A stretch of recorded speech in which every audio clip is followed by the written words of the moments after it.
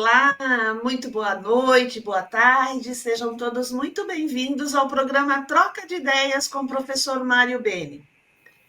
Só lembrando, quem está chegando agora, nós estamos com duas plataformas diferentes, uma para você assistir na horizontal e agora na vertical. Você não pode mais dizer que não nos assiste, que não nos acompanha, porque não tem tempo ou não pega no seu celular. E logo, logo nós estaremos no Instagram também. E vamos trabalhando aqui no programa Troca de Ideias. Hoje nós recebemos a professora doutora Ana Paula Espolon. Ela é professora associada da Faculdade de Turismo e Hotelaria da Universidade Federal Fluminense, em Niterói, no Rio de Janeiro. Ela tem estágios pós-doutorais em Ciências, Hospitalidade, pela Escola de Artes, Ciências e Humanidades da Universidade de São Paulo, e em Geografia, Análise Territorial e Estudos Turísticos, pela Universidade Rovira e Virgili, em Tarragona, Espanha, com vínculo adicional com o Departamento de Geografia Humana da Universidade de Barcelona, também na Espanha. Ela é doutora e mestre em Arquitetura e Urbanismo pela Faculdade de Arquitetura e Urbanismo da Universidade de São Paulo. Especialista em Administração de Empresas pela Fundação Getúlio Vargas. Graduada em Letras pela Unesp e Hotelaria pelo Senac São Paulo. Ela é líder do grupo de pesquisa HOST, Rede de Estudos em Hospitalidade, do CNPq, da Universidade Federal Fluminense. Ela é membro do grupo de pesquisa Tessera Hospitalis, Núcleo de Pesquisa em Hospitalidade e Sociedade, do CNPq, junto à Universidade Federal do Paraná. Ela é membro da UpTour e da Quarantine Studies Network. Ela é fundadora do HOST, Hospitality Studies Network. Interesses de pesquisa: hospitalidade, epistemologia e produção do conhecimento científico, representações, narrativas, expressões e práticas de hospitalidade nas sociedades contemporâneas, políticas de hospitalidade, hotelaria hospitalar, desenvolvimento, planejamento e gestão estratégica de produtos, serviços, mercados e informações. E arquitetura em serviços urbanos, turismo, hospitalidade, hotelaria e processos contemporâneos de reestruturação dos espaços urbanos. Nosso tema de hoje, bastante interessante, a nova geografia da hospitalidade, turismo, moradia e hospedagem compartilhada. Professora Ana Paula, seja muito bem-vinda. Professor Mário, é com o senhor.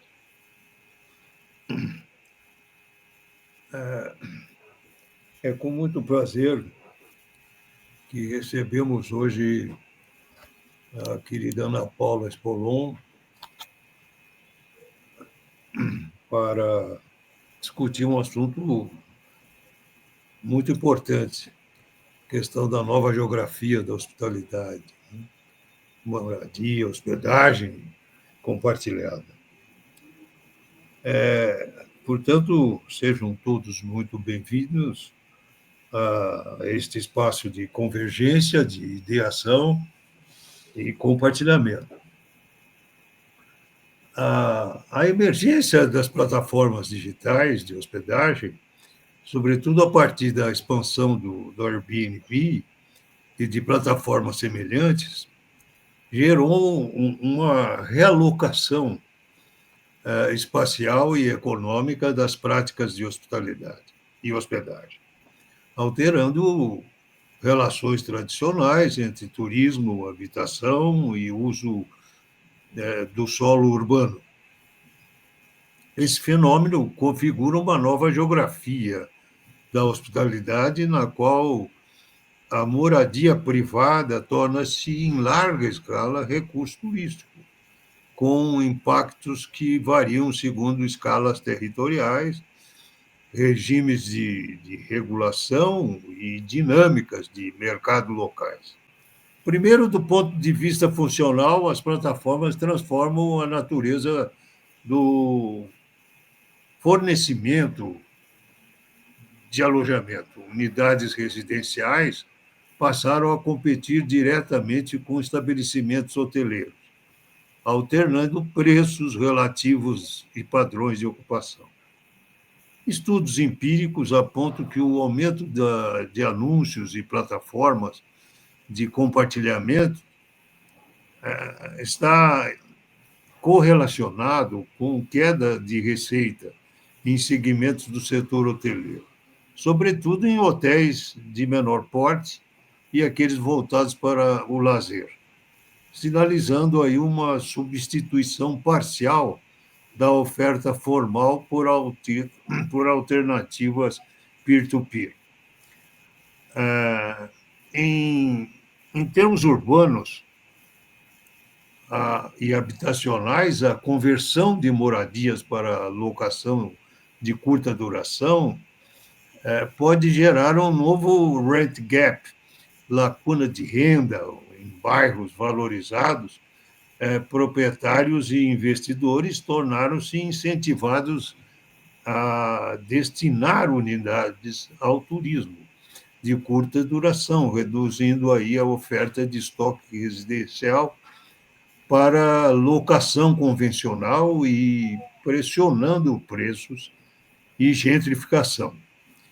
Pesquisas sobre as cidades com intensa presença de plataformas demonstram que esse processo é geograficamente desigual.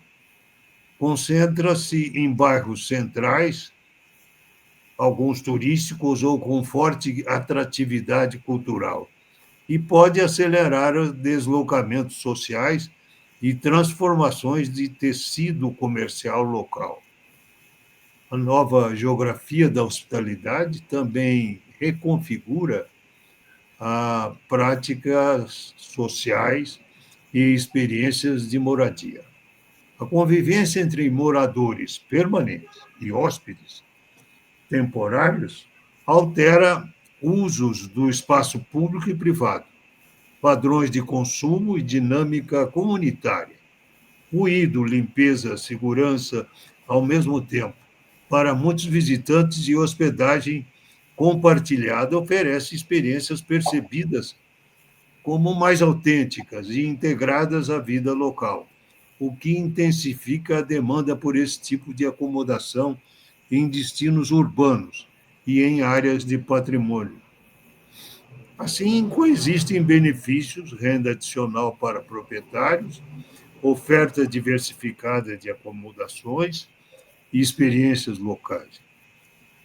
E externalidades negativas, pressões sobre moradia acessível, conflitos comunitários, entre outros. A regulação emerge como eixo decisivo na redefinição de novas geografias da hospitalidade.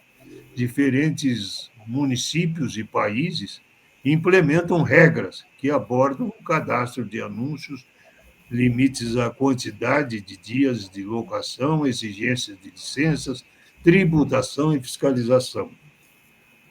Medidas que buscam mitigar impactos sobre o mercado de moradia e arcabouços de trabalho local, ao mesmo tempo em que preservam o potencial econômico do turismo.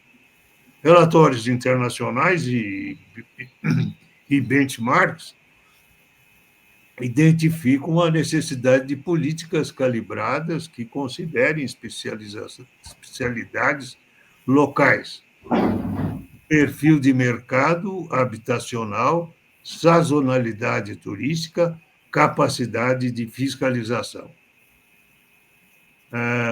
Finalmente, a nova geografia exige repensar instrumentos de planejamento urbano e de governança turística. É preciso integrar dados das plataformas quando possíveis, políticas de habitação social, zoneamento e estratégias de desenvolvimento urbano sustentável para equilibrar os interesses de residentes, proprietários e visitantes, abordagens interdisciplinares, combinando geografia urbana, economia do turismo, políticas públicas e estudos sociais. São essenciais para formular respostas que reduzem externalidades negativas, sem eliminar oportunidades econômicas legítimas. Assim, as decisões públicas sobre regulação e mitigação terão um papel determinante na configuração futura dessas novas redes espaciais de hospitalidade. Mas, para melhor falar e discorrer sobre todas essas questões, recebemos hoje, com muita alegria, com muita satisfação, a colega Ana Paula Espolon, que irá nos proporcionar uma melhor visão dessa questão que se amplia a cada dia. Ana Paula, com a palavra. Boa tarde, professor. Bem, novamente agradecê-lo pelo terceiro, acho, convite para o Troca de Ideias. Está reverberando, né, nossa troca de ideias. Isso me deixa muito feliz, obrigada também a Gislaine. Bem, a gente vem, de alguma maneira, já há muito tempo, falando da questão da economia de plataforma dedicada à hospedagem, né, e aí podemos falar de gastronomia, de transporte, de outras questões também. Nós vimos discutindo economia de plataforma já há alguns anos, e eu penso que muito mais fazendo perguntas do que trazendo respostas, né, a respeito da dinâmica dessa modalidade de negócios. De maneira que esse exercício contínuo, eu acho que está nos levando aos poucos a entender como esse mercado funciona, né? Mas como ele é muito dinâmico, vira e mexe, aparece uma novidade a respeito disso. Bem, no meu entendimento, o mercado de aluguel de hospedagem baseado em plataformas, o mercado tem chamado isso de short-term rentals, né, STR, ele vem se organizando e estruturando muito rapidamente. Então, se a gente pensar que o modelo original de negócios, principalmente representado pelo Airbnb, surge no início da década de 2010, mais ou menos por volta de 2011, 12. 2012 ele já está relativamente estabelecido. Eu digo sempre que a minha tese de doutorado ela nasce atrasada, né? Ela nasce desatualizada, porque eu defendo em 2012 e até então não se falava de Airbnb. Eu defendo no dia seguinte ela já estava desatualizada. Mas surgido lá no início da década de 2010, hoje, pouco mais de 10 anos, né, entre 10 e 15 anos depois, pouco mais de uma década, o próprio Airbnb já alterou radicalmente seu modelo, né? Então, aquele colchão de ar, aquela oferta de um colchão de ar acompanhado de um café da manhã, que é o que dá nome à empresa, né? Airbnb, cama de ar com café, ele já se desestruturou totalmente. A minoria das unidades de Airbnb oferecida hoje é de um quarto na casa do anfitrião, em ocasiões na qual o anfitrião prepara um café da manhã para o seu hóspede. O Airbnb mudou o seu próprio modelo de negócios e, na minha opinião, ele está cada vez mais próximo dos hotéis tradicionais, da hotelaria tradicional. Ele, inclusive, eu penso que busca seguir muitos parâmetros da hotelaria tradicional, né, de limpeza, de check-in, de check-out, de pós-venda, de quase todo o serviço de governança, salvo em raríssimas exceções, de forma que o modelo de negócios é hoje, na minha opinião, um grande hotel mundial. A diferença é que, ao invés do gerente geral administrar uma quantidade gigantesca de unidades habitacionais, ele administra de uma a, eventualmente, algumas dezenas de unidades habitacionais. A gente tem casos no mundo inteiro de pessoas que têm 40, 50, 60 propriedades, 60 unidades de Airbnb, administradas muito profissionalmente, né? Com terceiros prestando serviços de limpeza, de lavanderia, e os procedimentos operacionais padrão muito ancorados nos modelos hoteleiros. Essa história da alteração do modelo do próprio Airbnb, ela também repete a história da própria hotelaria, né, que nasce lá, quer dizer, nasce em temas ancestrais, né? Eu costumo dizer que desde a primeira vez que alguém se deslocou e precisou de um pouso, o que se fazia era uma hotelaria rudimentar, né? Não interessa muito se cobrada ou não, se por virtude ou não, mas era um modelo hoteleiro rudimentar. No final do 19, acho que é durante todo o 19, mas aqui para a gente, no sul global, no final do 19, início do 20, especialmente, a hotelaria se profissionaliza. Para mim, a base da profissionalização tem muito a ver com a arquitetura e é muito influenciada por ela, porque se dá o abandono dos edifícios adaptados para funcionar como hotel e o substituem os edifícios construídos especificamente para funcionar como hotéis, né? No primeiro momento na Europa, depois nos Estados Unidos e daí para o resto do mundo, inclusive pela multiplicação do modelo de franquias, né, de marcas. E no momento que a gente tem essa virada da hotelaria, que eu chamo de rudimentar, para esta que eu chamo de profissional, a Miriam Melchior, lá da UFRJ, usa uma expressão que eu gosto muito, ela chama essa hotelaria surgida no 19 de hotelaria industrial. Por que produto da própria Revolução Industrial? Por conta das facilidades construtivas, basicamente, né? Muda completamente a edificação hoteleira a partir da Revolução Industrial. Então, esses hotéis industriais ou modernos, eles nascem, num primeiro momento, como um modelo de um negócio que a gente chama de absoluto, né? Um proprietário, dono de um hotel. Famílias donas de um hotel, mas eram absoluto porque havia um proprietário, né? Não eram grupos de sócios, não eram condotéis, não eram ações lançadas em bolsa a partir de IPOs, não era nada disso. Eram donos de hotéis.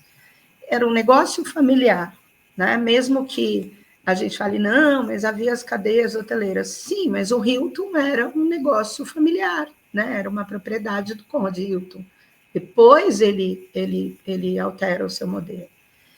E com o passar dos anos, diversos modelos de negócios hoteleiros vão surgindo.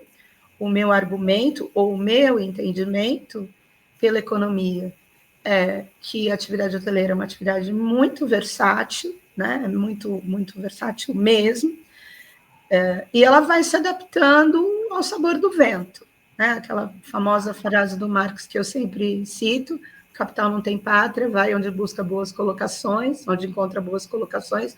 O hotel também, né? Assim, então, como é que eu tenho que estruturar esse negócio para que ele seja o mais rentável possível? E vai-se, no decorrer da história, estruturando o modelo de negócio hoteleiro. E para cada modelo de negócio, existe um conjunto de expectativas em relação a esse modelo, né? Então, se eu sou proprietária absoluta de um hotel, se eu sou dona de um hotel inteiro, eu trabalho pelo lucro, né? Se eu sou dona de uma unidade que está no contexto de um condomínio, eu trabalho não apenas pelo lucro, não apenas pela distribuição que cada unidade habitacional vai entregar para os proprietários, mas eu trabalho também, por exemplo, pela valorização do imóvel, né? Uma vez que esses modelos mais recentes, que não são de propriedade absoluta, mas constituem uma multipropriedade, eles distribuem esses lucros muitas vezes com base em mercado financeiro, né? Então, eu não sou dona de uma unidade habitacional, mas eu sou dona de ações, eu sou dona de títulos que se valorizam ou não no mercado financeiro, e a minha expectativa, portanto, é que aquele imóvel se valorize, que aquele bairro se valorize, porque as ações do negócio vão se valorizar também, e a minha distribuição vai ser muito maior do ponto de vista financeiro, não mais apenas do ponto de vista que a operação pode gerar, em termos de lucro, né? Então, essa grande variedade de modelos de negócios posta no território da cidade, eu acho que ela acaba também provocando novas relações de valorização de cada um desses modelos. Então, para citar um exemplo que para mim é muito, muito didático nesse sentido, quando a gente pensa nos hotéis tradicionais, que são negócios de base imobiliária, cujo resultado esperado é sempre ancorado pelo mercado financeiro, esses hotéis eles precisam estar localizados em lugares valorizados da cidade, em territórios valorizados, em bairros valorizados, bem estruturados, que tenham uma estrutura de serviços bem montada, que tenham uma estrutura de apoio bem montada, que tenham uma estrutura de lazer, de turismo bem montada também. Né? Então, por isso, não só por isso, que os grandes hotéis estão localizados nas melhores áreas da cidade, né? No Central Park, na Avenida Paulista, na Berrini, no Leblon, em Ipanema, em Copacabana. Antigamente, nos centros da cidade. Né? Então, à medida que a cidade vai se desvalorizando e valorizando em diversos territórios, a hotelaria vai acompanhando esse movimento, buscando uma ancoragem na valorização do próprio território urbano. Exemplo clássico, o Hilton São Paulo, né, que abandona a Avenida Ipiranga no centro e vai se colocar num novo empreendimento lá na Zona Sul, né, próximo a Berrini, porque o centro da cidade se torna desvalorizado. E quando as economias de plataforma chegam, elas chegam numa condição de exploração da cidade que não necessariamente está, num primeiro momento, ligada a esses bairros mais valorizados, né? Porque como o modelo surge com a perspectiva de a gente alugar um quarto na casa de alguém, esta casa normalmente está em territórios não menos valorizados, mas não centrais, não exatamente centrais, né? E aí, de novo, a gente entende a diferença dos modelos de negócio pela expectativa em relação à rentabilidade. Qual é a expectativa de um anfitrião que coloca um quarto à disposição numa plataforma como Airbnb? Ou ampliação, extensão, ou aumento de renda. Né? A mesma lógica do Uber. Por que o motorista pega um carro e passa a operar na plataforma Uber? Porque ele quer fazer renda porque ele está desempregado, ou ele quer compor a renda porque a renda que ele tem, naquele momento, ele não considera satisfatória. A hotelaria não quer isso, a hotelaria não quer ampliar renda, a hotelaria quer distribuir renda, né? Ela quer garantir o sucesso de um negócio de diversos pontos de vista, operacional, econômico e financeiro. Isto posto, as primeiras unidades de aluguel de curta temporada, nas residências desses primeiros anfitriões, elas começam a existir exatamente em lugares da cidade onde a hotelaria não está. E aí começa a mágica, que eu acho que é a mais interessante dessa relação hotelaria tradicional versus Airbnb. Para mim, a discussão principal não é perguntar o Airbnb ameaça a hotelaria tradicional. Não ameaça, em que pesa mundialmente, a gente vê uma quantidade gigantesca de unidades postas no Airbnb. Um ponto geográfico para o Airbnb é uma casa, com no máximo 2, 3, 4 quartos. Um ponto geográfico para a hotelaria representa 300, 400, 500, 1.000 unidades habitacionais. É uma escala muito diferente. Quantitativamente, não dá para comparar uma coisa a outra. Então, eu entendo que o desafio ou a interação entre esse modelo, estou falando da Airbnb sempre, né? Mas a STR, de economia de plataforma para o negócio de hospedagem, e os hotéis tradicionais se dá em 2 pontos. O primeiro deles é exatamente a distribuição no território. Né? Eu observo, vejo, penso que o Airbnb ele ocupa regiões da cidade, muitas vezes, que não são ocupadas pela hotelaria, basicamente porque não interessa a hotelaria e também não interessa ao turista, né? Não está do lado dos principais pontos turísticos. E o Airbnb não vê nisso um ponto negativo, ele inverte, né? Se é que existe, se é que isso é negativo, ele inverte essa lógica dizendo, olha, hospedar-se na casa de alguém é ficar nos lugares que não são turísticos, é descobrir a autenticidade do lugar, é andar por onde o morador anda e não por onde o turista anda. Então, olha que legal, venha descobrir Paris do ponto de vista dos moradores, venha descobrir São Paulo do ponto de vista dos moradores. Não vá ficar nos lugares mais badalados, onde a hotelaria tradicional está. Né? Então, um aspecto, para mim, importante desta dicotomia, hotelaria tradicional versus hospedagem de plataforma, é essa, a maneira como cada modelo faz uso dos territórios da cidade e tira proveito dos diferentes territórios da cidade. E isso não me coloca, como usuária de Airbnb, por exemplo, numa situação de concorrência com a hotelaria tradicional. Para mim, Ana Paula, por exemplo, há distinções. Há momentos em que a hotelaria tradicional me é mais interessante, mais confortável, mais favorável, especialmente nos momentos em que eu trabalho profissionalmente, né? Trabalho mesmo. E existem momentos em que o Airbnb me é mais interessante. Se eu quero descobrir uma região da cidade que eu ainda não conheço, se eu quero de forma entender como vivem os locais. Não é só uma questão de preço. Aliás, eu acho que a de preço está cada vez mais anulada porque a Airbnb está caríssimo, né, nas grandes cidades. E aí isso vai desabar naquele efeito que o senhor sempre comenta, que é a inflação e o impacto sobre a vida dos moradores, né, que é uma outra discussão. O segundo ponto desta relação entre hotelaria tradicional e hospedagem de plataforma, que eu considero que tenha sido importante nesta década e meia de existência desse novo modelo, é a maneira de hospedar. Então, eu entendo que quando surge o Airbnb e quando essa questão da autenticidade passa a ser reformada, passa a ser reafirmada continuamente, inclusive em peças de propaganda, né, de publicidade do Airbnb, a hotelaria fala, poxa, por que quem está ficando no Airbnb está procurando o quê?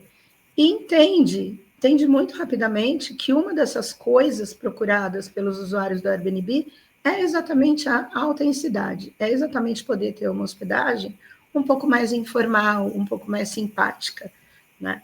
E a hotelaria reage a isso, ela passa a usar produtos orgânicos, ela passa a reconfigurar as áreas internas dos hotéis, tornando-as mais informais, né? Então, o Ibiza Styles põe mesa de sinuca, né? Vai se criando espaços internos mais descontraídos, mais informais, mais caseiros, né? Mais com cara de casa. Enquanto o Airbnb, em contrapartida, vai perdendo um pouco da autenticidade e se tornando um negócio mais formatado, né? Às vezes a gente vai no Airbnb, eu estive no Airbnb em Niterói recentemente, era um hotel, né? E o anfitrião se comportando como gerente de hospedagem, sabe, diversos protocolos. Eu não vi ninguém, eu mal encontrei com ele, ou seja, não tem nada do Airbnb tradicional, né? Eu estava num hotel e estava pagando uma diária muito, muito comparável à de um hotel. E não fiquei no hotel por uma questão de localização, né? O lugar da cidade que eu queria ficar não é um lugar que tem bons hotéis, né? Então, esses dois pontos eu acho que são fundamentais. E do ponto de vista de economia, esse efeito que o senhor sempre fala, né? O que, de novo, quando a expectativa do proprietário do Airbnb passa a ser uma renda adicional ou uma expansão da renda que ele tem, quanto mais valorizada for essa hospedagem, melhor para ele, né? Então, ele vai se estruturando com um serviço mais profissional, vai ocupando áreas da cidade.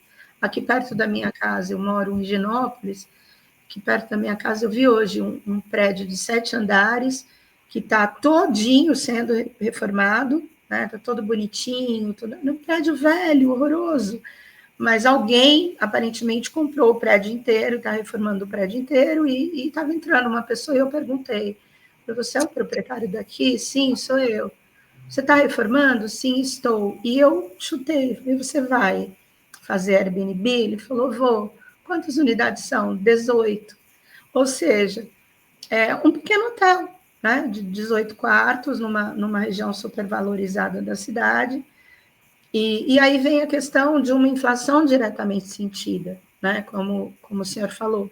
Se eu tenho muitos turistas ocupando áreas que são residenciais, especialmente centrais, onde a renda das pessoas não é mais tão grande, né? Esse tá Santa Cecília, quase divisa com Barra Funda, esse prédio que eu citei.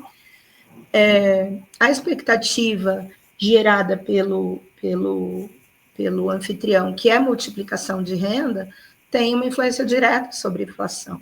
Né? O mercado passa a cobrar mais caro, porque é o turista que está procurando coisas, estacionamentos surgem na região por conta do fenômeno também de aluguel de carros, que é acompanhado do aluguel de curta temporada nas cidades. Muitas vezes a gente viaja para outra cidade, fica no Airbnb, e ou vai já com o carro alugado, ou aluga um carro na cidade, né? Então precisa de um estacionamento para colocar esse carro. Então, esse efeito inflacionário, ele é muito mais sentido nas cidades por conta da hospedagem de plataforma do que dos hotéis. Os hotéis não provocam inflação direta sobre mercado nenhum. Né? O hotel é um negócio inserido numa economia tradicional e ele vai ter preços mais caros quando não houver oferta e houver muita demanda, como a gente está vendo em Belém agora. Quando acabar a COP e não houver essa demanda gigantesca pela cidade de Belém, os preços da hotelaria vão desabar, né? Então, é um efeito inflacionário também tradicional, que funciona muito em função da lei de oferta e de demanda. O Airbnb não, né? O Airbnb tem um efeito inflacionário não só em aumento e redução de preços, mas também sobre a estrutura de vida das cidades. Não por acaso passa a acontecer o que o senhor falou, né? Cidades como Madrid, Barcelona, e é sintomático que isso comece a acontecer na Europa, mais fortemente na Espanha, né? Porque são governos de ambas as cidades, já com histórico de uma posição mais de centro-esquerda, se não socialista mesmo, né? Na prefeitura de ambas as cidades, e de prefeitos que bancaram isso, né? Que falaram, não, nós vamos proibir o Airbnb, porque a prioridade é garantir a qualidade de vida da nossa população, é garantir que a nossa população tenha condições positivas, favoráveis de moradia. Não está certo que uma pessoa, um cidadão de Barcelona, um cidadão de Madrid, tenha que usar mais do que 30%, mais do que 25% da sua renda em aluguel, porque houve uma inflação absurda na cidade decorrente da operação da hospedagem de plataforma. Né? E eu acho Barcelona ainda mais, o impacto ainda maior do que Madrid, porque tem toda aquela orla, né, da Barceloneta, a beira-mar ali, que é uma cidade, é a área mais antiga da cidade, né, o centro histórico de Barcelona, mas é o mais turístico em termos de acessibilidade, porque é o de beira-mar, né, o de frente para a praia, com aquele mar maravilhoso azul que é o Mediterrâneo. Então, nos primeiros anos de operação do Airbnb, foram absolutamente expulsos, né, do Raval, daqueles bairros centrais ali da própria Barceloneta, moradores idosos, estudantes, né, que alugavam apartamentos como república para poder estudar, casais recém-casados, ainda sem uma renda muito constituída, desapareceram de lá, porque não havia condições de manter nem aluguéis, nem a vida cotidiana. O mercado era caro, o estacionamento era caro, a farmácia era caro, tudo passou a ser mais caro por conta da presença massiva de turistas naquela região. Então, o choque é muito grande, é muito sentido nessas cidades. Quanto mais dependente é uma cidade em relação ao turismo, ou quanto maior é o fluxo turista das cidades, maior tende a ser o impacto econômico da implantação de Airbnbs. Né? Eu realmente tenho opiniões muito contraditórias sobre isso. Assim, às vezes eu vejo relatórios, o Airbnb gerou bilhões, gerou empregos. E que empregos que Airbnb gera? Né? Airbnb não gera emprego. Airbnb gera renda para o anfitrião, tem um efeito multiplicador de negócios, né? Porque o anfitrião contrata uma lavanderia, contrata uma empresa de limpeza e etc. Mas empregos não, emprego quem gera é a hotelaria tradicional mesmo, isso a gente não pode negar, com seus enormes problemas, né? Escala, enfim, um mercado de alta exigência que cada vez mais sofre por por insistir nesses padrões tão rígidos operacionais, mas que também está tendo que se reinventar.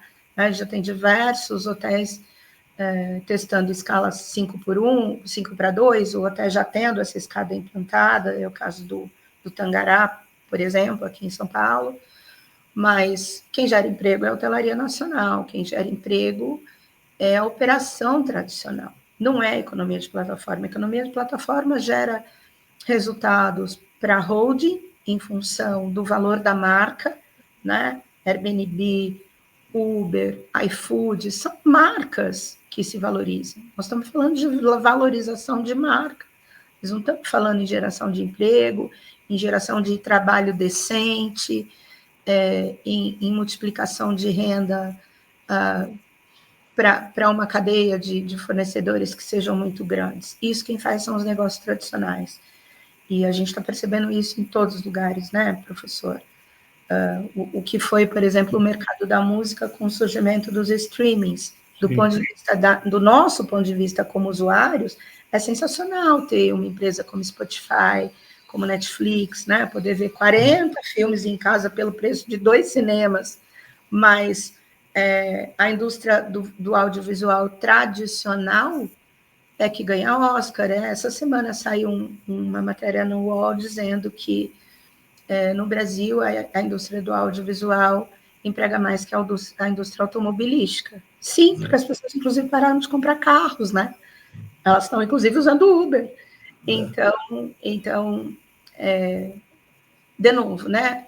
O que a indústria do audiovisual sofreu na última década, e agora ela surge como uma grande empregadora, como uma grande multiplicadora de receita, inclusive indireta, né? Ganhando o Oscar e promovendo a imagem do Brasil, fazendo o que muitas vezes o turismo não consegue fazer, né? Por estratégias capengas e tudo mais.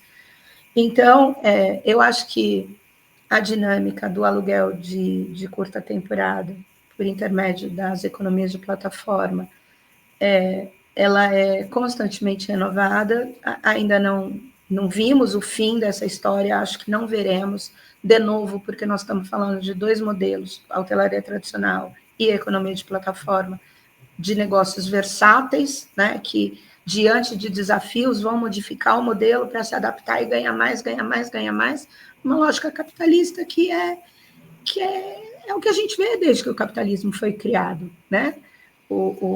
Muitos neomarxistas falam isso, e é verdade, né? Mas eu fico com a Henri Lefebvre. O grande exercício do capitalismo é aprender a trocar de roupa quando a moda muda, né? Sim. Mudou a moda, eu troco de roupa, eu compro um casaco novo e jogo o velho fora, e assim a banda toca, assim a vida segue, né? E acho que vamos aprender ainda muito mais nos próximos anos.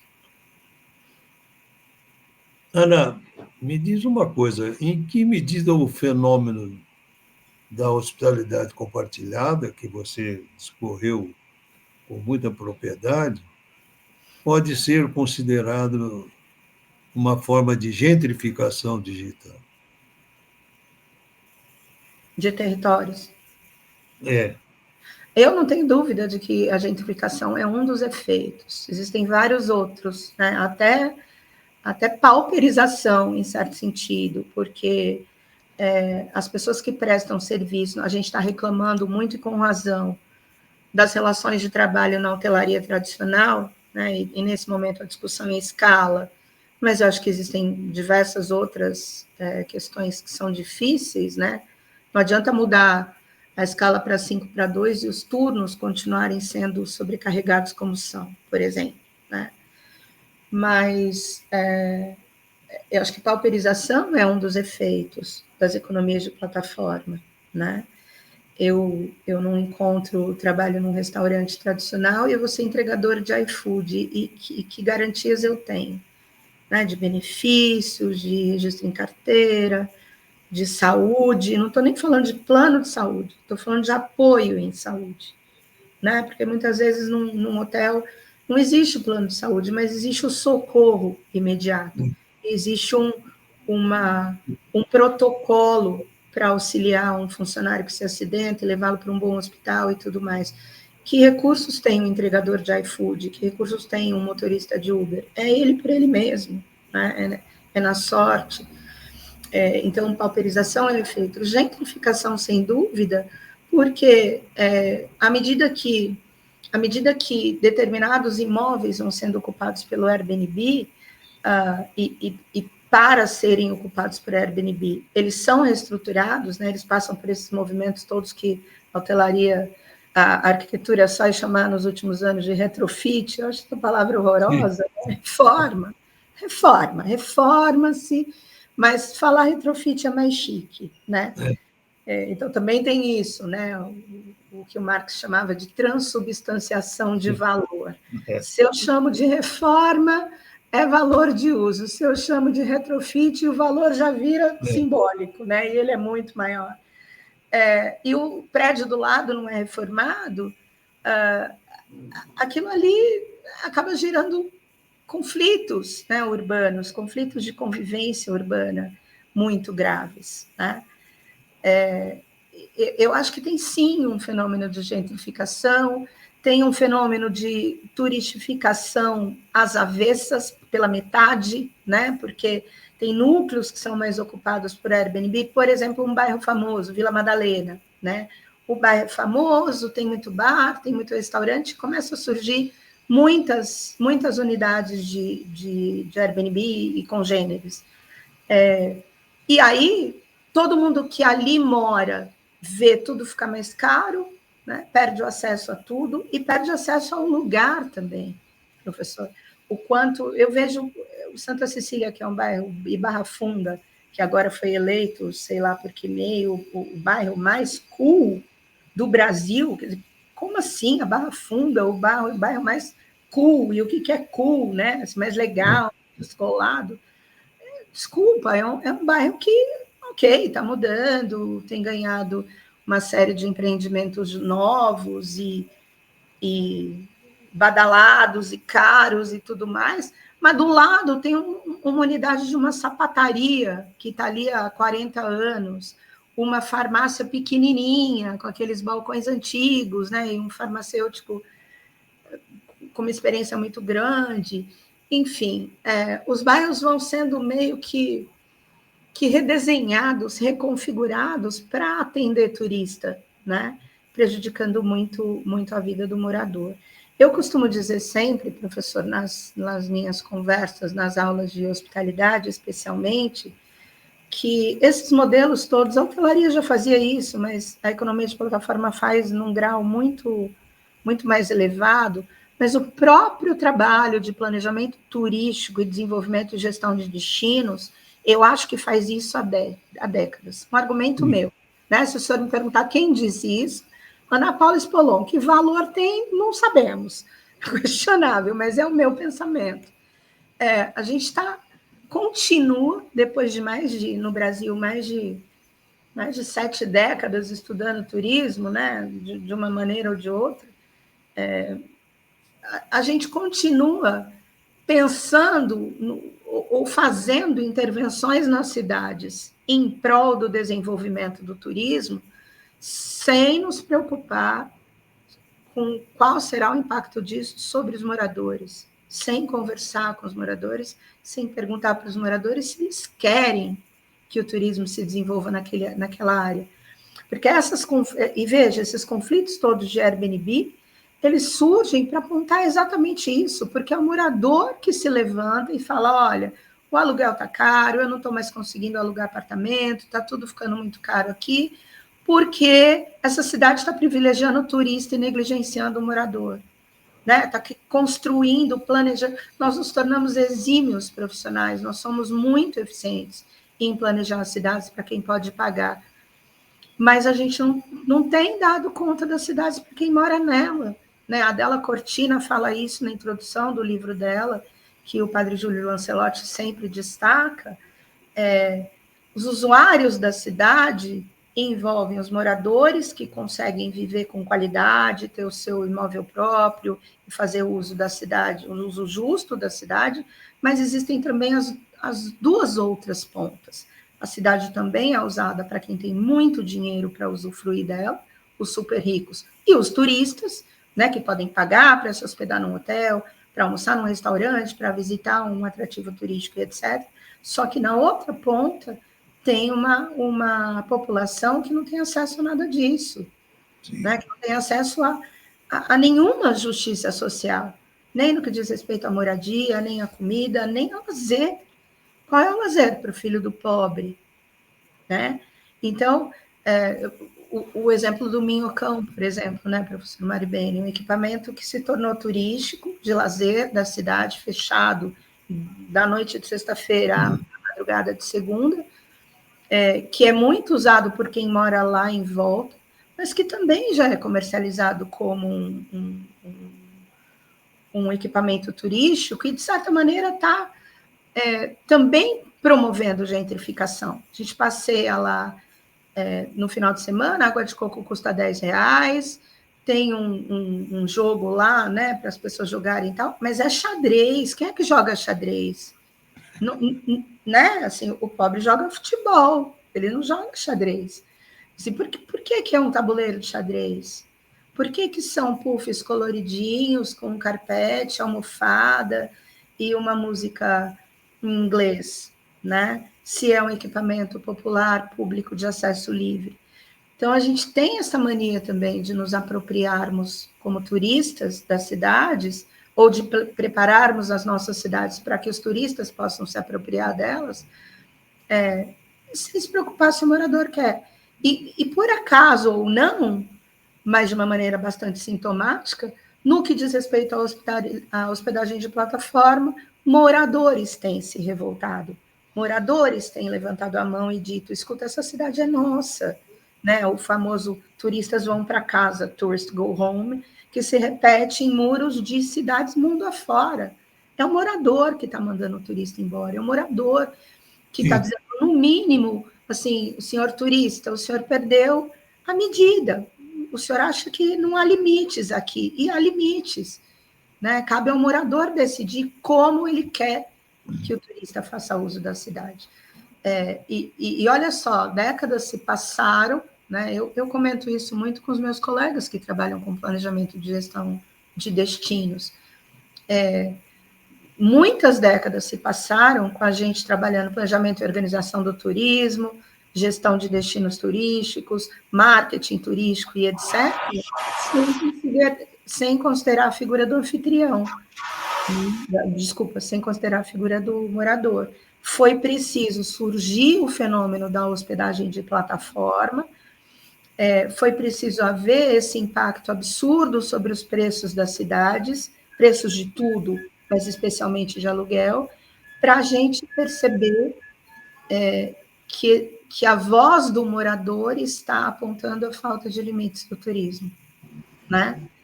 Isso, a gente poderia ter percebido isso há muito tempo, professor, de outras maneiras, mas fechamos os olhos para os moradores, sempre. Né? E agora eles não estão fazendo mais do que cada um de nós faz na sua própria casa. Quando a gente não quer um determinado visitante na nossa casa, o que a gente faz? Não abre a porta, não é? Nossa casa entra quem a gente quer. E é para isso que a porta e a chave existem, inclusive, né? Para salvaguardar este nosso direito de acolher na nossa casa quem a gente quer acolher. Então, quando os moradores de cidades como Nova York, Barcelona, Madrid, inúmeras outras, né, levantam a mão, eles estão fazendo exatamente isso, eles estão falando, escuta, dá licença, mas nesse momento eu vou fechar a porta da minha casa, porque eu não quero receber ninguém, ou eu vou encostar temporariamente a porta da minha casa para decidir quais serão as regras de visita, né? Quais serão os critérios para que eu admita visitantes na minha casa. É isso, não é novo, né? Mas é a transposição de um hábito individual, da ideia de casa para o indivíduo, para a compreensão da noção de casa na cidade. Né? A cidade é a casa do residente, do cidadão. É dele, ele é o anfitrião. E ele precisa abrir poder, pelo menos, decidir quando para quem e sob que condições ele irá abrir as portas da cidade dele.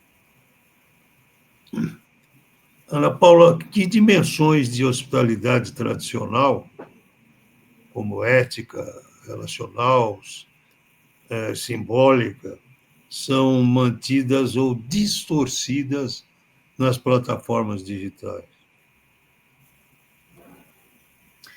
A ética eu não acho que é mantida. Eu penso que na hotelaria tradicional, eu não estou dizendo que a hotelaria tradicional seja ética, por natureza, mas a hotelaria tradicional, ela tem obrigações éticas. Por exemplo, o zelo com a segurança, né? Não à toa existe um departamento de engenharia e manutenção dentro dos hotéis tradicionais. Eu falo departamento, né? Mas, claro, dependendo do tamanho do hotel, mas sempre haverá, no mínimo, um auxiliar de manutenção encarregado de cuidar de uma determinada de um sem número de coisas e de segurança também. Pode ser um porteiro, mas ele vai cumprir esse papel de segurança, porque o hotel é um estabelecimento comercial, né? Então, ele segue as leis de uso e ocupação definidas pela cidade e todo o regramento municipal e estadual e global, eventualmente, relacionado a questões de segurança, cuidado com o ambiente, segurança de dados e informações e etc. A hospedagem por plataforma, não há nada que regulamente que ela deva seguir esses cuidados todos, né? Então, não por acaso, houve dezenas de denúncias nesses anos todos de câmeras instaladas em unidades de Airbnb, o que também é muito comum a gente ver em motéis, né? Câmeras instaladas no apartamento, ou mortes porque não havia detector de fumaça, de monóxido de carbono, né? Enfim, uma série de problemas relacionados às unidades de hospedagem por plataforma que não existem porque não há regramento para isso, né? Não há determinação legal para isso. Então, eu acho que a dimensão ética se perde na hospedagem por plataforma. A holding, né? A empresa gigantesca que mantém esse sistema, Airbnb ou, de novo, outras, existem inúmeras outras marcas de hospedagem por plataforma. A gente está sempre falando da Airbnb porque ela é maior e ela é gigantesca, né? Ela é muito maior do que todas as outras juntas, mas não há nada que o Airbnb possa fazer se não informar no seu site se as unidades têm, por exemplo, detector de monóxido de carbono, né? Todo hotel tem. Todo hotel tem que ter, todo hotel tem que ter extintor de incêndio, todo hotel tem que ter outro. Imagina um incêndio num prédio, professor, que só é ocupado por usuários de Airbnb que não moram naquele lugar, que não tem ideia de onde estão as escadas de incêndio, as áreas de escape, o extintor e etc. Né? Então, acho que a dimensão ética se perde. A dimensão relacional, eu acho que também, porque o anfitrião, assim, originalmente, no modelo original, quando a gente aluga um quarto na casa de alguém, ok, a dimensão relacional se mantém. E ela pode, de fato, ser muito mais autêntica do que as relações mantidas no interior de um hotel tradicional, né? Mas neste modelo contemporâneo de Airbnb, em que a gente aluga um apartamento inteiro ou uma casa inteira, a dimensão relacional deixa de existir. Eu contratei um Airbnb no Carnaval, numa cidade do interior, aqui perto de São Paulo, que é dentro de um sítio. O proprietário do sítio construiu diversas cabanas, né, diversos quiosques cabanas com quiosques que ele aluga, e o único equipamento do sítio que é comum ao proprietário e aos usuários, aos hóspedes, é a piscina. E ele não usa piscina quando ele tem hóspedes, né?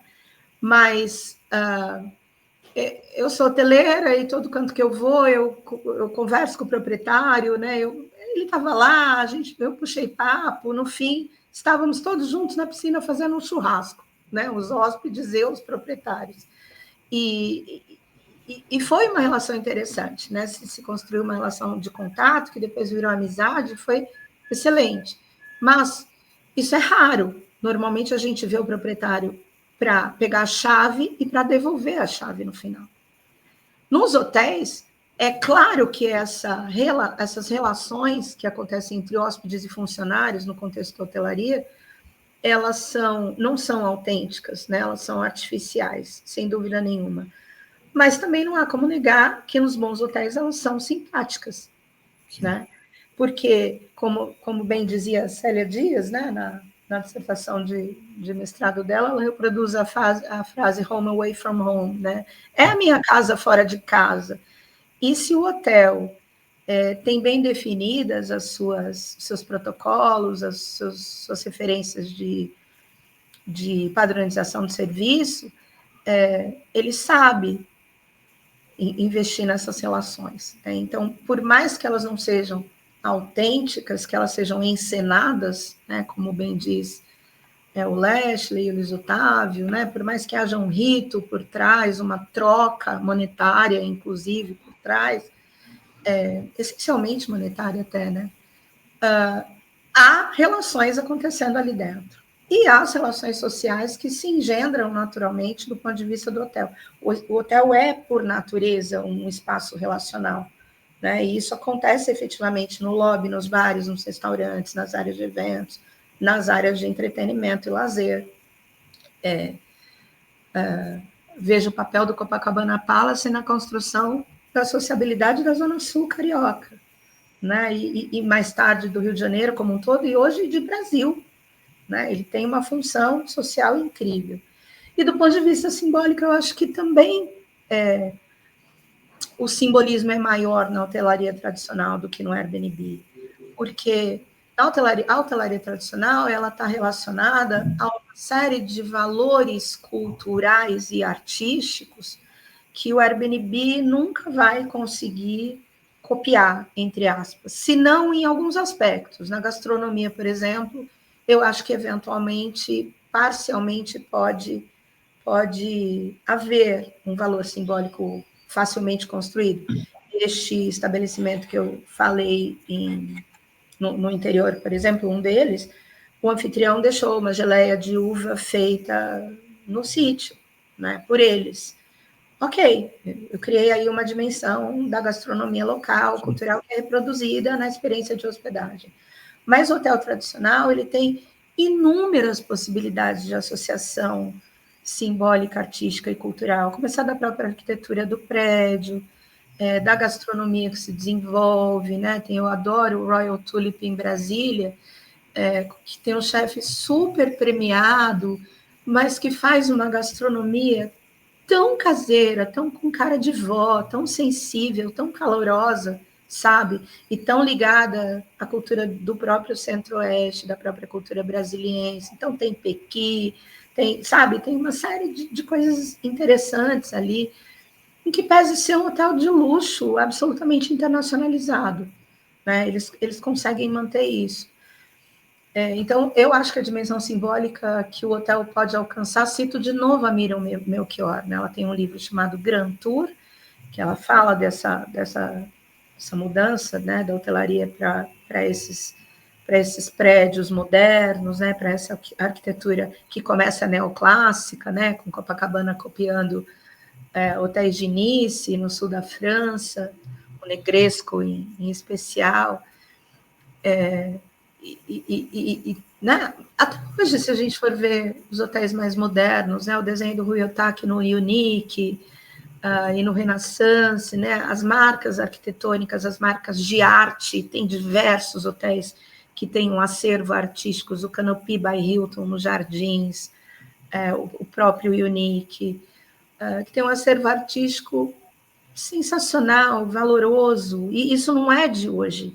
Não é de hoje. Eu me lembro do Otton, que tinha, Otton São Paulo, antigo Otton São Paulo, que tinha obras de arte interessantíssimas na parede, ou o antigo Hotel Ipiranga, na Avenida Ipiranga, né? Que tinha lá acho que é o Ipiranga, talvez eu esteja falando o nome errado. Marabá também. Que tinha uma tapeçaria, um quadro, uma coisa... O Ipiranga. O Ipiranga, né? O Cadoro, né? O Cadoro sim. foi renovado, mas está lá a louça antiga, está lá o prato tradicional, está lá a mesma taça de vinho de quando o hotel foi inaugurado. O Airbnb não vai conseguir reproduzir isso. O Airbnb, no máximo, ele consegue ser ponte para que o hóspede acesse uma determinada cultura da cidade, né? Então, eu escolho um Airbnb. Eu passei por essa experiência também. Hospedar-se na área de Londres, e que estava sendo preparada para as Olimpíadas, em 2012. Né? Então, assim, não havia nada de hotelaria lá. Porque a gente fica no Airbnb, a gente tem acesso a um determinado território diferente. Ou uma Mama Shelter de Paris, que fica numa área a noroeste da cidade, é uma área antiga industrial, com muitos galpões. Então, ele nos leva a conhecer uma área da cidade muito diferente. Nesse caso, é hotelaria. É uma hotelaria mais informal, mas é uma hotelaria. Então, eu acho que nenhuma dessas dimensões, professor, é mantida. Acho que nada... Sabe aquela máxima da propaganda? Nada substitui o talento, nada substitui a hotelaria tradicional em relação ao simbolismo, eu acho. Por todas essas considerações que você fez com muita propriedade, por que é necessário um diálogo entre governança urbana, governança turística e planejamento territorial? Eu acho que não é nem necessária a palavra, eu acho que é saudável que esse diálogo exista, né? E eu realmente acho que ainda não existe. E poderíamos colocar a academia nesse jogo, né, professor? Sim, claro. Fala, né? Nos grandes eventos promovidos por associações, ou pela indústria hoteleira, ou por qualquer segmento deste grande conjunto que é o fenômeno turístico, né? Aviação, eventos, hotelaria, gastronomia, etc. Todas as grandes conversas nunca tem um professor presente, né? Sim. Para discutir essas questões. Eu continuo me perguntando como é que a indústria deseja que a gente forneça bons funcionários se elas não nos ensinam e nos ajudam a definir o que é prioritário. Como também nos nossos encontros, dificilmente se encontram ou pessoas se do veem mercado. empresários e pessoas do mercado. É verdade. É recíproca verdadeira. É verdade. Então, assim, continuamos desconectados, né, em diversas medidas, absolutamente medidas, mas assim... e também eu acho, professor, que é uma coisa que o senhor faz, e há nessa minha fala um elogio e um agradecimento. Também não sabemos promover o diálogo intergeracional. Sim. Né, no nosso setor. E é importantíssimo, porque, veja, associações como a BIH, por exemplo, nacional e estaduais, são pessoas com muitos anos de experiência que estão à frente dessas associações. Né? Só que também há pessoas jovens com ideias muito boas que deveriam ser consideradas por essas associações, e esse diálogo ainda não acontece. Eu acho que é saudável essa troca, sabe, entre governança, entre os órgãos de planejamento turístico, entre as consultorias que fazem os estudos de viabilidade para a implantação de hotéis nas cidades, as próprias redes, né, que chegam no país para operar um empreendimento e muitas vezes trazem uma cultura de fora e insistem em não se adaptar, né, e não se aproximar da cultura nacional. Eu acho que é saudável esse diálogo. Para mim, o multilateralismo vai ser sempre... Está parecendo um discurso político isso, né? Mas o multilateralismo é sempre muito mais interessante e muito mais divertido do que cabeças pensando sozinhas ou, no máximo, em dupla. O Trigo tem uma frase que eu adoro e eu repito para todo mundo. Ele fala, é muito melhor perder junto do que ganhar sozinho. É verdade. Eu estou com ele, eu acho que é isso, assim, porque mesmo que dê errado, será mais divertido, né? É verdade.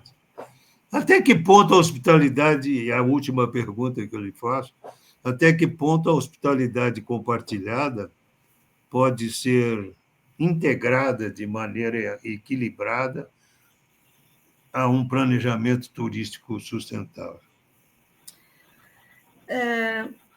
Eu acho que ela tem que ser regulamentada em alguma medida, né? E há nisso não há nessa minha fala não uma postura de porque a hotelaria tradicional é taxada e paga impostos e é muito mais vigiada, entre aspas, né, do que as economias de plataforma. Não é isso, não estou falando por essa vertente. Eu estou falando por conta do tipo de compromisso que o negócio tem com os territórios, com as cidades, sabe? Eu acho que colocar e tirar unidade habitacional no inventário de camas disponíveis de uma cidade apenas pela decisão de um indivíduo, né, sem a gente se importar se esse número será impactante o bastante para, por exemplo, provocar aumento de preços, inflação e gentrificação, eu acho irresponsável. Acho irresponsável. Eu acho que e isso vale para táxi Uber, para restaurante tradicional e iFood, e para hotelaria tradicional e Airbnb, para todos os outros modelos, para loja de disco com streaming, para tudo, né? Porque, no final das contas, todos esses modelos de negócio tão diferentes estão buscando as mesmas coisas, bons resultados e consumidores, né? E eu acredito que se isso tudo for feito de uma maneira mais equilibrada, e isso só se daria se cada um desses subsetores trabalhasse em conjunto, os resultados serão melhores para todos, né? Se não, professor, veja, essa situação que a gente está vendo em Belém, e não é só em relação em hospedagem, né? Assim, para hospedagem é vergonhosa. Mas hoje mesmo eu vi um repórter da Globo News que está cobrindo a COP lá em Belém, lá na vila, no lugar onde estão todos os jornalistas. Ele comprou um refrigerante e 2 salgadinhos, 2 salgadinhos, eu não sei quais eram, mas sei lá, um quibe, uma coxinha e um refrigerante, e isso ficou por R$ 99 hoje, dia 7 de novembro. R$ 99 por 2 salgados e um refrigerante, para quê? Né? É vergonhoso, é vergonhoso. E a gente sabe por que aconteceu isso em Belém. Né? Assim, eu não diria que não houve planejamento. Claro que houve planejamento, em alguma medida houve planejamento, mas certamente ele chegou atrasado e não foi bem feito, porque senão a gente estaria vendo isso. Né? Porque num evento como a COP, que está falando de inclusão, que está falando de mitigação de efeitos do clima sobre especialmente as populações vulneráveis, vender 2 salgados e um refrigerante a R$ 99 é uma conduta absolutamente excludente e elitista. Perfeito, exatamente. Né? É isso aí. Ana, foi um prazer. Você respondeu brilhantemente as perguntas que eu lhe fiz, e isso me dá um ensejo de tê-la mais uma vez, ou tantas quantas forem possíveis. Professor, eu na terceira já posso pedir música. Já. Né? A quarta eu já vou querer ganhar um bombom. Muito bom. Gislene. É muito interessante ouvir essa discussão, e falar de COP eu acho que merece uma live depois que tudo isso acabar. Questionar. Talvez até uma super live, né, Gislene? Super live. De vários setores, né? Porque R$ 99, um refrigerante e 2 salgadinhos. É inacreditável, né? Sem comentários. Assim como eu vi rolando num dos jornais que um motorista alugou a casa dele ele ganhou R$ 54 mil por uma determinada delegação.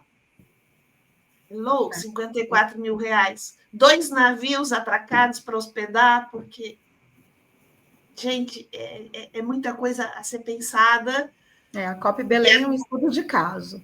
É um estudo de caso, vou dizer, bastante complexo, para falar o mínimo. É verdade. Para falar o mínimo, né? Se a gente for olhar as dimensões do Brasil e a dificuldade de logística de se chegar a Belém, né? A gente sabe que temos limitações de voo, que é o principal ponto de deslocamento é aéreo, e, enfim, eu acredito que realmente é um estudo de caso, e olha, dos mais complexos e que não se esgotam em si, porque as coisas vão acontecendo e vão aparecendo assim de uma maneira bem surpreendente. Surpreendente, digamos assim, Vamos ser suavemente. delicados, Vamos ser delicados. Muito bom. Professor Geslaine, meu muito obrigada sempre. Eu que agradeço. Sempre uma alegria estar na companhia de vocês, mesmo que de longe. O senhor sabe que eu sou entusiasta disso ser ao vivo, num almoço, com um vinhozinho. Vamos fazer. Mesmo de longe é um prazer. E que possamos estar juntos sempre, muitas vezes mais. Ana, muito obrigada. Sem nós dúvida. que agradecemos você compartilhar conosco o seu tempo e seu conhecimento. São muito importantes para nós. É de todos nós. É tudo nosso. São 5 anos e meio de trabalho que são importantíssimos para quem se dispõe a estudar turismo, para quem se dispõe a entender um pouco mais sobre turismo, hospitalidade, hotelaria, enfim. É uma quantidade absurda de aulas gratuitas à disposição de todo mundo, né, Geslaine? Sim, sim. E além de uma quantidade absurda, Ana, esse material você não encontra numa livraria. Não está disponível numa livraria. É mesmo. Aliás, professora, a conversa de hoje talvez valha um texto, né? Vamos escrever. Vamos lá. Vamos lá. Eu acho que sim. Então, tá bom. Só lembrando, então, aqui, quem está chegando agora, inscreva-se no canal, acione o sininho. Nós estamos com uma série de novidades. O Troca de Ideias vai ao ar às terças, trazendo o pessoal da academia. Às quintas, agora, nós estamos com o especial Associações. Vamos ver quem está trabalhando pelo turismo na sua cidade, no seu estado, na federação como um todo. Nós estamos tentando trazer essas associações e mostrar o que elas fazem. Tá? Na segunda-feira, nós temos parceria com o professor Noslin no Ecos do Turismo. Super interessante. Aula também. E nas quartas e sextas-feiras, nós temos quizzes para vocês responderem. E fiquem atentos, porque nós temos mais novidades a caminho. Tá? Só lembrando que a gente tem... Uma das principais novidades vai ser o Instituto Mário Beni. E junto com ele vem uma série de atividades que nós estamos preparando para você. Então, não esqueça, estejam conosco no próximo Troca de Ideias. Até lá e um grande abraço. Muito obrigado.